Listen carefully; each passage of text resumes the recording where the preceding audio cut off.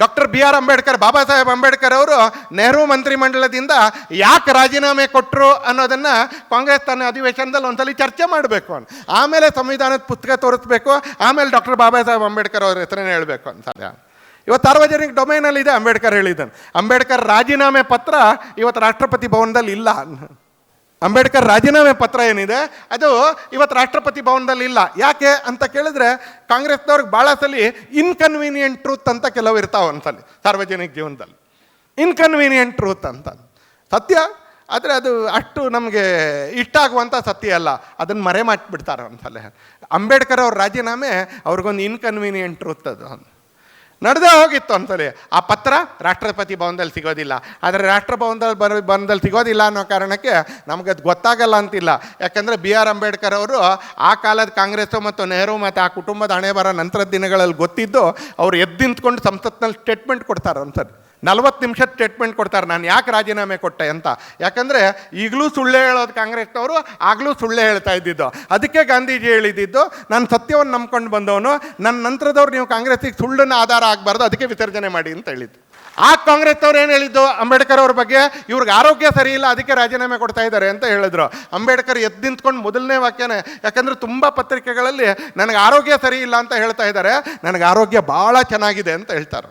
ನಾನು ನಿಂತ್ಕೊಂಡೇ ಮಾತಾಡ್ತೀನಿ ಈಗ, ನನಗೆ ಆರೋಗ್ಯ ಭಾಳ ಚೆನ್ನಾಗಿದೆ, ನನಗಿರ್ತಕ್ಕಂಥದ್ದು ಸರ್ಕಾರ ಮತ್ತು ನೆಹರು ಅವ್ರ ಜೊತೆ ಫಂಡಮೆಂಟಲ್ ಮೂಲಭೂತವಾಗಿರ್ತಕ್ಕಂಥ ಕೆಲವು ಡಿಫ್ರೆನ್ಸಸ್ಸು, ಅದರಲ್ಲಿ ಕಾಶ್ಮೀರ, ಹಿಂದೂ ಕೋಡ್ ಬಿಲ್ಲು, ಮಹಿಳೆಯರಿಗೆ ಮತದಾನ, ಈ ಥರದ ಸಂಗತಿಗಳು.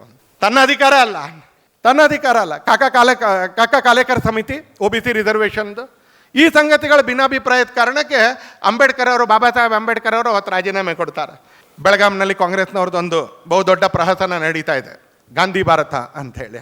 ಸಂವಿಧಾನ ಮತ್ತು ಡಾಕ್ಟರ್ ಅಂಬೇಡ್ಕರ್ ಇವತ್ತು ಭಾಳ ಚರ್ಚೆ ಆಗ್ತಾ ಇರ್ತಕ್ಕಂಥ 2 ಶಬ್ದಗಳು ಅಂತಲ್ಲಿ. ನಮಗೂ ಖುಷಿಯೇ. ಆ ಕಾರಣಕ್ಕೆ ಅನೇಕ ಸಂಗತಿಗಳು ಹೊರಗೂ ಬರ್ತಾ ಇದ್ದಾವೆ, ಅನೇಕ ಸಂಗತಿಗಳು ಜನರ ಹತ್ರಕ್ಕೂ ಬರ್ತಾ ಇದ್ದಾವೆ.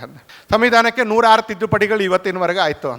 ಸಂವಿಧಾನ ಬದಲಾಯಿಸ್ತಾರೆ ಅಂತೇಳಿ ಒಂದು ಚುನಾವಣೆಯನ್ನು ಮುಗಿಸಿದ್ರು ಕಾಂಗ್ರೆಸ್ನವರು. ಗಾಂಧಿ ಹೆಸರು ಹೇಳ್ಕೊಂಡು ಹೇಗೆ 75 ವರ್ಷ ಕಳೆದ್ರೋ ಹಾಗೆ ಸಂವಿಧಾನದ ಹೆಸರು ಹೇಳ್ಕೊಂಡು ಒಂದು ಚುನಾವಣೆ ಕೂಡ ಮುಗಿಸಿದ್ರು. ಯಾವ ಗಾಂಧಿ ಕಾಂಗ್ರೆಸ್ಸನ್ನು ವಿಸರ್ಜನೆ ಮಾಡಬೇಕು ಅಂತ ಸ್ಪಷ್ಟವಾಗಿ ಹೇಳಿದ್ರು, ಇವತ್ತು ಬೆಳಗಾವಿಯಲ್ಲಿ ಅದೇ ಕಾಂಗ್ರೆಸ್ಸಿನ ಅಧಿವೇಶನ ಮಾಡ್ತಾ ಇದ್ದಾರೆ. ಗಾಂಧಿ ಯಾಕೆ ಹೇಳಿದರು ಕಾಂಗ್ರೆಸ್ಸನ್ನು ವಿಸರ್ಜನೆ ಮಾಡಬೇಕು ಅಂತ ಹೇಳಿದ್ರೆ, ನಮ್ಮ ರಾಜ್ಯದಲ್ಲಿ ಏನು ಜಂಗಲ್ ರಾಜ್ ನಡೀತಾ ಇದೆ, ಇದು ಗಾಂಧೀಜಿಯವ್ರಿಗೆ ಗೊತ್ತಿತ್ತು. ತನ್ನ ಶಿಷ್ಯರ ಯೋಗ್ಯತೆ ಏನು ಅಂತ ಗಾಂಧೀಜಿಯವರಿಗೆ ಭಾಳ ಸ್ಪಷ್ಟವಾಗಿ ಗೊತ್ತಿತ್ತು. ಅವ್ರ ನಿರ್ಮೋಹದಿಂದ, ನಿರ್ಮಮತ್ವದಿಂದ ಅವ್ರು ಹೇಳಿದರು ಕಾಂಗ್ರೆಸ್ಸನ್ನು ವಿಸರ್ಜನೆ ಮಾಡಬೇಕು ಅಂತ. ಇವತ್ತು ತೆಲಂಗಾಣದಲ್ಲಿ ನಡೀತಾ ಇರ್ತಕ್ಕಂಥ ಆಡಳಿತ ನೋಡಿದಾಗ, ಇವತ್ತು ಕರ್ನಾಟಕದಲ್ಲಿ ನಡೀತಾ ಇರ್ತಕ್ಕಂಥ ಘಟನಾವಳಿಗಳನ್ನು ನೋಡಿದಾಗ, ಆಡಳಿತ ನಡೆಸೋವಂಥವ್ರು ರೂಲ್ ಆಫ್ ಲಾ ಅಂತ ಒಂದು ಕರೀತಾರೆ ಅಂತ. ನೀವು ದೇವೇಗೌಡರ ಹತ್ರನೋ, ಯಡಿಯೂರಪ್ಪನವ್ರ ಹತ್ರನೋ, ಮದನ್ ಗೋಪಾಲ್ ಅವ್ರ ಹತ್ರನೋ ಕೇಳಿದ್ರೆ ಸುಂದರವಾಗಿ ವರ್ಣಿಸ್ತಾರೆ ಅದನ್ನು. What is rule of law ಅಂತ. ಒಂದು ಆಡಳಿತ ನಡಿಬೇಕಾಗಿರ್ತಕ್ಕಂಥದ್ದು ರೂಲ್ ಆಫ್ ಲಾ ಇಂದ. ಆ ರೂಲ್ ಆಫ್ ಲಾ ಇಲ್ದಿದ್ರೆ ಅದು ಜಂಗಲ್ ರಾಜ್ ಆಗುತ್ತದು. ಅದನ್ನು ಜಂಗಲ್ ರಾಜ್ ಅಂತ ಕರೀತಾರೆ. ಇವತ್ತು ಕರ್ನಾಟಕದಲ್ಲೋ ತೆಲಂಗಾಣದಲ್ಲೋ ನಡೀತಾ ಇರ್ತಕ್ಕಂಥದ್ದು ಜಂಗಲ್ ರಾಜ್ ಅನ್ನೋದು ಬಿಟ್ಟರೆ ಇನ್ಯಾವುದೂ ಕೂಡ ಅಲ್ಲ. ಇವತ್ತು ಡಾಕ್ಟರ್ ಅಂಬೇಡ್ಕರ್ ಅವ್ರ ಹೆಸರಿನಲ್ಲಿ ನಾನು ಆಗಲೇ ಹೇಳಿದೆ, ಅಂಬೇಡ್ಕರ್ ಹೇಳಿರ್ತಕ್ಕಂಥ ಎಲ್ಲ ಆಶಯಗಳನ್ನ ಪೂರೈಸಿರೋದು ಕಾಂಗ್ರೆಸ್ಸೇತರ ಸರ್ಕಾರಗಳು ಅನ್ನ. ಡಾಕ್ಟರ್ ಅಂಬೇಡ್ಕರ್ 370ನೇ ವಿಧಿಗೆ ಅತ್ಯಂತ ದೊಡ್ಡ ವಿರೋಧಿ ಇದ್ದವರು ಅನ್ನು. ಇಡೀ ದೇಶದಲ್ಲಿ 500ಕ್ಕಿಂತ ಜಾಸ್ತಿ ಸಂಸ್ಥಾನಗಳನ್ನ ಗೃಹ ಮಂತ್ರಿ ಪಟೇಲ್ ಇಟ್ಕೊಂಡ್ರು ಅನ್ನು. ಇದನ್ನು ನಾನೆಲ್ಲ ಭಾರತದೊಳಗೆ ತೊಗೊಂಬರ್ತೀನಿ, ಸರಿ ಮಾಡ್ತೀನಿ ಅಂತ. ಒಂದು ಕಾಂಗ್ರೆಸ್ನವ್ರು ನೆಹರು ಕೊಟ್ಟರು, ಯಾವುದು? ಜಮ್ಮು ಕಾಶ್ಮೀರ. ಇನ್ನು ಉಳಿದಿದ್ದು ಹೈದರಾಬಾದು, ಜುನಾಗಢ, ಇವೆಲ್ಲವೂ ಅದನ್ನು ಸರ್ದಾರ್ ಪಟೇಲ್ರಿಗೆ ಜವಾಬ್ದಾರಿ ಕೊಟ್ಟರು.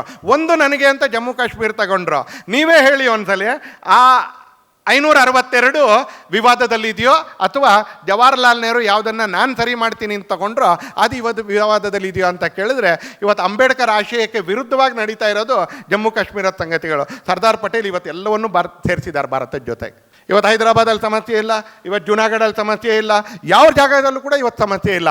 ಇವತ್ತು ಜಮ್ಮು ಕಾಶ್ಮೀರಲ್ಲಿ ಸಮಸ್ಯೆ ಇದೆ. ಯಾಕೆ ಅಂತ ಕೇಳಿದ್ರೆ, ಆ ಕುಟುಂಬದ್ದು, ಆ ಪಕ್ಷದ ದೇಣಿಗೆ ಇವತ್ತು ನಮ್ಮ ದೇಶಕ್ಕೆ 106 ಸಂವಿಧಾನ ತಿದ್ದುಪಡಿಗಳನ್ನ ಮಾಡ್ತಾರೆ. ನಾನು ಅದ್ರ ಬಗ್ಗೆನೂ ವಿವರವಾಗಿ ಹೇಳಕ್ಕೆ ಹೋಗೋದಿಲ್ಲ. ನಾನು ಕೇವಲ ಅಟಲ್ಜಿಯವ್ರ ಬಗ್ಗೆ ಮಾತ್ರ ಮಾತಾಡ್ತೀನಿ ಅಂತಲೇ.